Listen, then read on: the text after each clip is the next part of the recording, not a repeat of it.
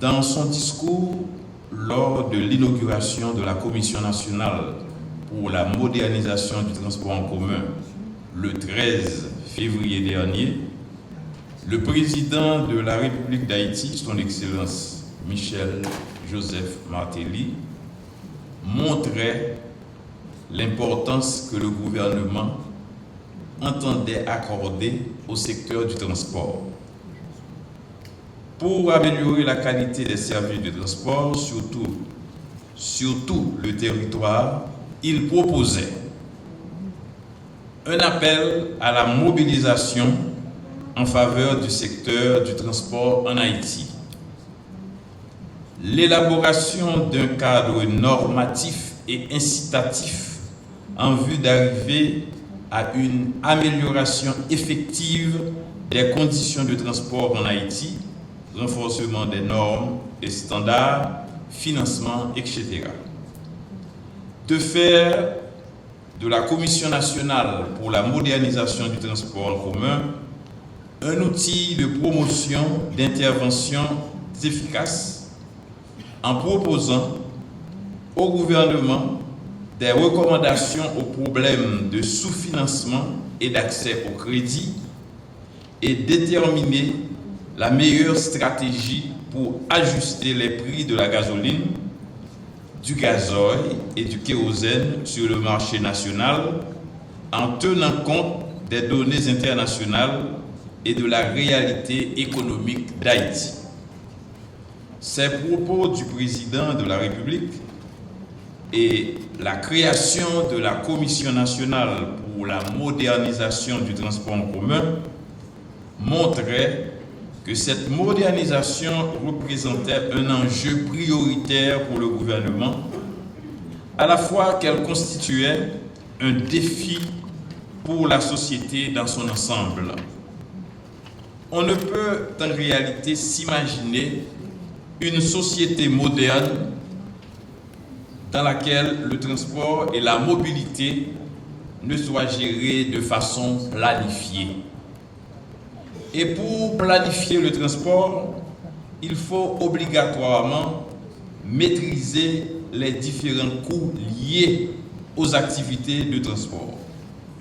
La connaissance des coûts de revient des transports routiers constitue un élément fondamental pour apprécier le niveau de tarif à appliquer.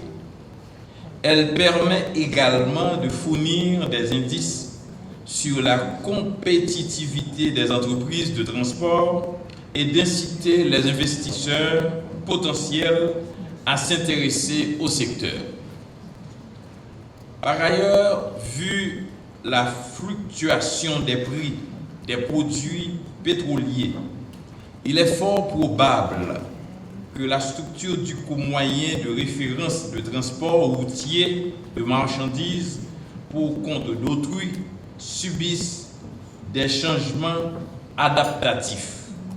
Ainsi, tout mécanisme visant quelque type de subvention, soit aux transporteurs, marchandises ou personnes, soit au consommateur final, doit pouvoir se baser sur une meilleure appréhension des coûts liés au service du transport.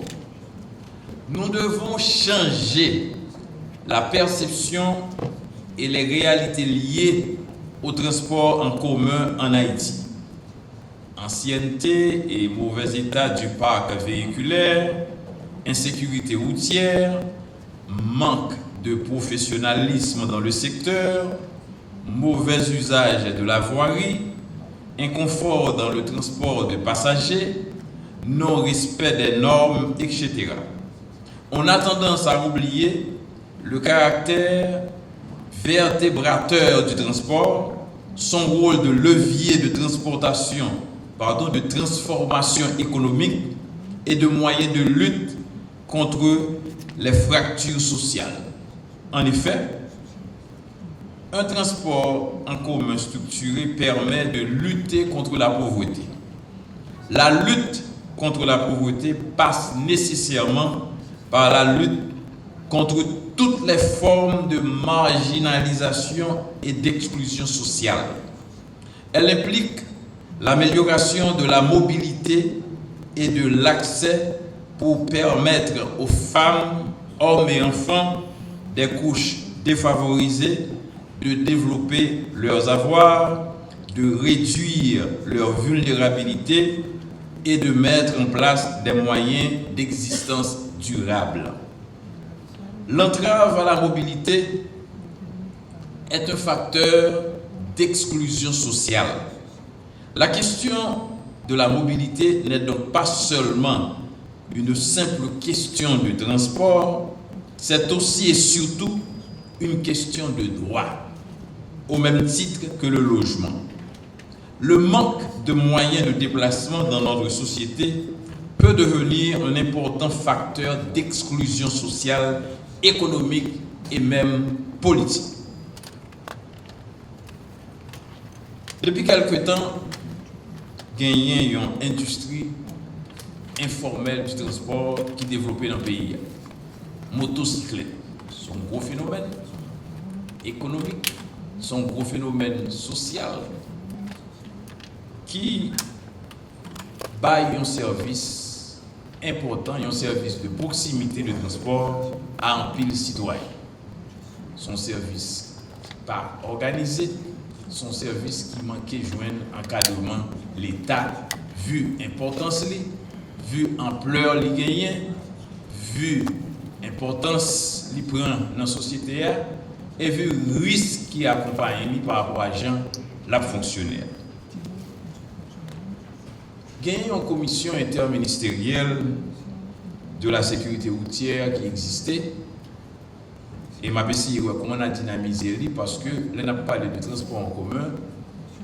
L'aspect sécurité routière là était un aspect fondamental.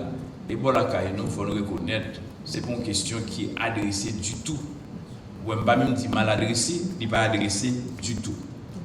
Jusqu'à présent, nous, au XVIIIe siècle, nos gens ont transporté marchandises, mélangé avec monde, mélangé avec animaux. Le phénomène maoulé continuait, transport de animaux qui sorti dans le sud, qui sorti Chantal pour venir Port-au-Prince, qui sorti Plaisance, qui sorti Limbé pour venir dans le marché d'Esther, des kilomètres, Macron bœuf avec toutes les conséquences que ça a gagné pour santé des gens qui ont mené, pour santé des animaux qui ont consommé, et risque d'accident côté Macron des animaux et dans la même route nationale côté tout le monde a monté descendre et sans aucune surveillance de l'État. L'autre jour, il y a un mauvais temps qui a passé dans le pays. Nous avons adressé avec responsabilité pour nous faire ça. Et puis nous recevons un appel, il y a un canot qui a transporté les gens avec marchandises, chargé les gens qui a sorti en rouge. Et qui ne prend pas de gaz sous la mer. Et là, il ne prend pas de gaz sous la mer, il a alerté nous, semble-t-il, il y a un côté là-dedans que de l'eau commençait à envahir. Ça veut dire que nous sommes en détresse. Heureusement, nous avons fait diligence, nous avons porté au secours, mais comment comprendre? 48 heures avant, nous avons des conseils qui ne disent pas prendre la mer. Deuxièmement, pour transporter paquet de monde, paquet de marchandises, pas assez de carburant dans notre bateau et pas de réserve pour si tu as un problème sur la mer. C'est négligence totale et qui mettait la vie en danger. On n'a pas parlé de transport en commun. M. Sanchez soutient Léli, il est associé à tout mode de transport, que ce soit routier, ferroviaire, nous n'avons pas de train dans le pays, mais actuellement, nous commençons à développer un système de transport aérien.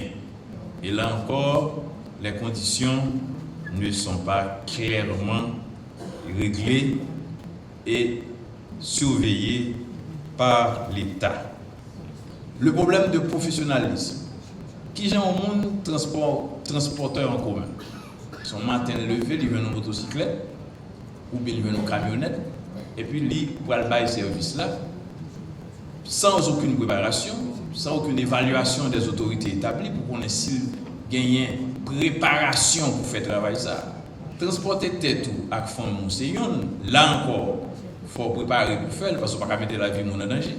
Mais transporter monde pour bailler au service ou pas préparer pour ça fait qu'on conduit, il y a des principes de circulation pas connaît ou pas pareil pour respecter et puis il faut accident n'a joindre li ma connaît à tout problème ça problème machine qui pas en condition, système inspection pas existé, machine n'a pas de frein, machine des conditions il pas la droit circuler et pourtant la peut transporter monde passagers naïvement collaborer parce que service là pas approprié moyen joindre qui fait déplacer plus rapide là yo ici yo prend ligne au risque et péril.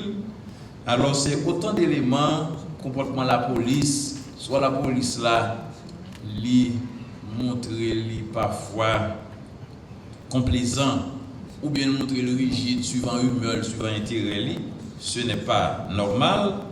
Rythme d'accident qui arrive souvent et qui est toujours catastrophique, autant d'éléments que nous méritons aborder pendant 2 jours. En dépit de tout ça, il faut signaler tout, gagnons un effort de modernisation du secteur du transport depuis quelques temps. Il y a des compagnies qui prennent l'essence pour transporter le monde dans des conditions plus appropriées et compagnies ça ont commencé à développer dans le pays. C'est une très bonne note. L'industrie du transport est une industrie très importante parce que c'est un besoin de monde, besoin de mobilité, c'est un champ important des activités économiques, son moteur même pour l'économie du pays. Nous connaissons, là par exemple, il y a une grève dans le pays d'Haïti, le premier secteur pour faire grève là, c'est le secteur du transport.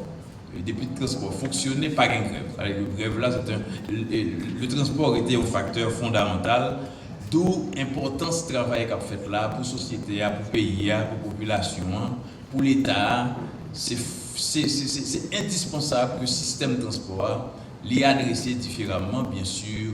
L'État a une première responsabilité, mais pas l'État seulement, la société civile, là, tout acteur, et il y a des normes qui pourraient établir, l'autorité qui va venir au niveau législatif, pour aller mot par dire, dans les efforts qui doivent être faits pour harmoniser, pour améliorer, pour mieux orienter, pour mieux planifier le système de transport. Je ne pourrais finaliser mon intervention sans attirer l'attention des parties prenantes sur les asymétries régionales qui existent dans le secteur du transport dans la région. Cela est encore plus grave dans le cas d'Haïti, car ces asymétries sont à la base de situations conflictuelles entre nos transporteurs et ceux de la République voisine. Je vous demanderai de vous pencher sur l'analyse de cette situation durant ces 2 journées. Enfin, je profite pour remercier non seulement les acteurs locaux et les acteurs internationaux présents en Haïti, mais aussi la délégation de la Commission économique pour l'Amérique latine et la Caraïbe, CEPALC, et l'autorité du transport métropolitain de Barcelone pour leur participation et leur collaboration au succès de cette conférence. Ces 2 journées de travail, de réflexion, de partage de connaissances doivent permettre à la Commission d'initier une dynamique transformatrice pour le secteur du transport en commun, pour l'ensemble des acteurs, pour la société haïtienne dans son ensemble. Merci de votre attention.